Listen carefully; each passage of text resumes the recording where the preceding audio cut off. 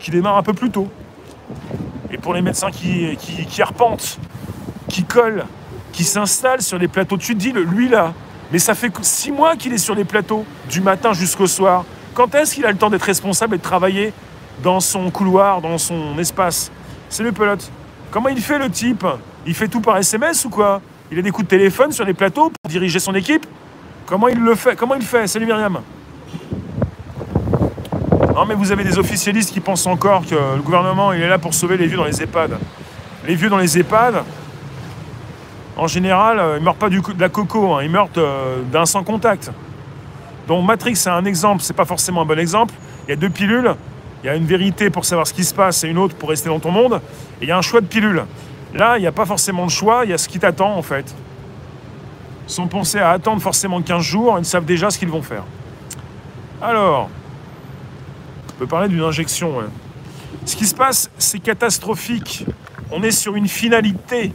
Certains pourraient peut-être penser, sur des plateaux, j'en entends encore, peut-être dire, je ne veux pas passer pour un complotiste.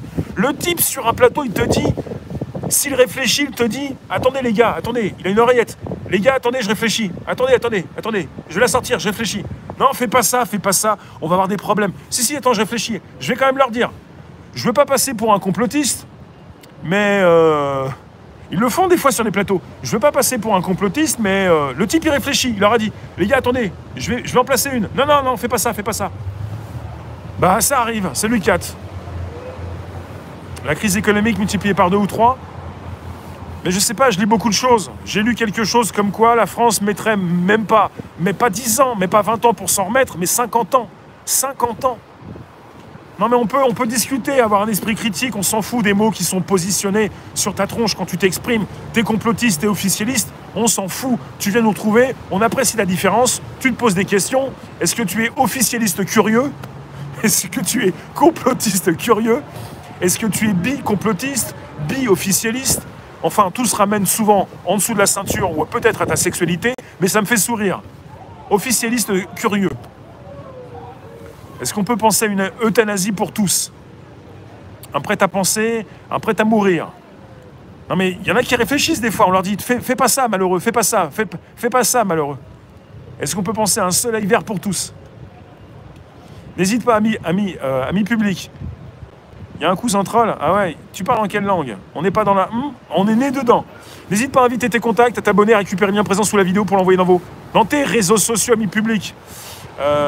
Les médias parlent aussi en Italie. Alors en Italie, c'est l'explication française. C'est le traitement français officiel des informations.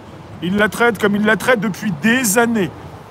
En Italie, je parle trop vite, il faut que je respire.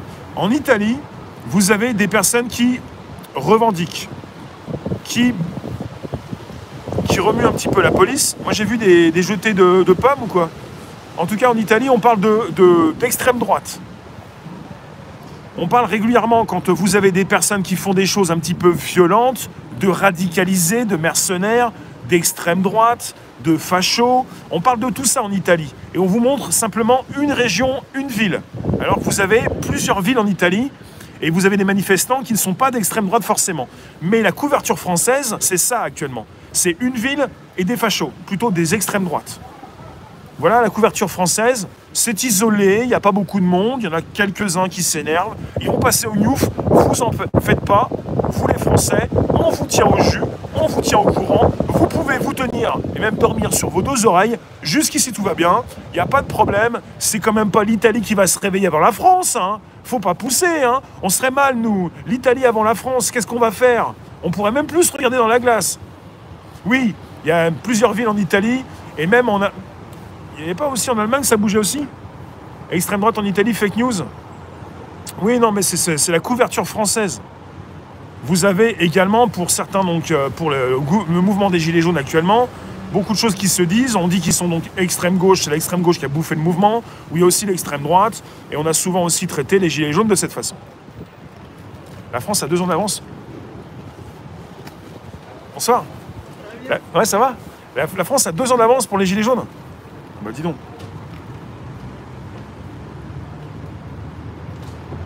Bonsoir.